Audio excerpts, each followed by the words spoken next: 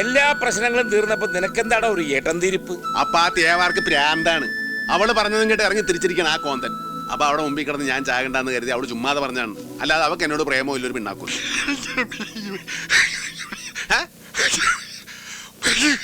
പിന്നെ എന്തിനാ പൂങ്കാവനത്തിന്റെ കഴുത്തിൽ താലി കെട്ടിയത് എന്ന്?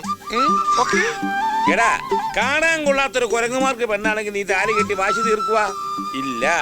4 തെറി പറഞ്ഞ് അങ്ങാട്ട് വിടും, അല്ലെങ്കിൽ അവളെ ചപ്പക്കുറ്റി കൊണ്ടൊന്ന് പൊട്ടിക്കും. വേറെ ആൾക്കാർ നിന്നെ കൊല്ലാൻ വന്നപ്പോ നീ അവിടെ കിടന്ന് ചാകട്ടെ എന്ന് വേണേ നമുക്ക് വിചാരിക്കായിരുന്നു. പക്ഷെ അവള് വിചാരിച്ച ഇല്ല. അതിന്റെയൊക്കെ അർത്ഥം എന്താണ്? എടാ പിശാശേ, നീയും ശരിയല്ല, അവളും ശരിയല്ല. ചങ്കിലെ സ്നേഹം പുറത്തെറിഞ്ഞ മാനക്കെടാന്ന് വിചാരിക്കുന്ന 2 ശവങ്ങള്. അപ്പൊ അവളൊരു വിളഞ്ഞ വിത്താണ്. അവിടെ മനസ്സിൽ അവൾ എന്താണ് കണക്കൂട്ടി വെച്ചിരിക്കുന്നത് ആർക്കും പറയാൻ പറ്റിയല്ല. നിങ്ങൾ എന്തൊക്കെ പറഞ്ഞാലും ശരി, നടക്കുകയെന്ന് പറഞ്ഞാൽ നടക്കുകയല്ല. ഒന്ന് പോടാ. ചേട്ടൻ പറയുന്നത് പരിഭാഷ വേണ്ടേ?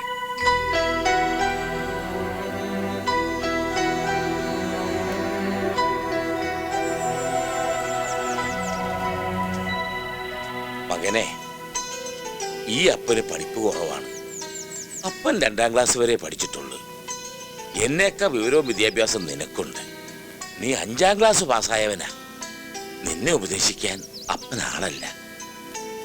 ഇത്രയും കാലം കള്ളു കുടിച്ചിട്ടും കല്ല് പൊളിരിക്കുന്ന എൻ്റെ കരട് നിങ്ങളിലൊരുത്തിൻ്റെ കണ്ണ് നിറയുന്നത് കണ്ട ഒടിഞ്ഞു പോവും മക്കളെ.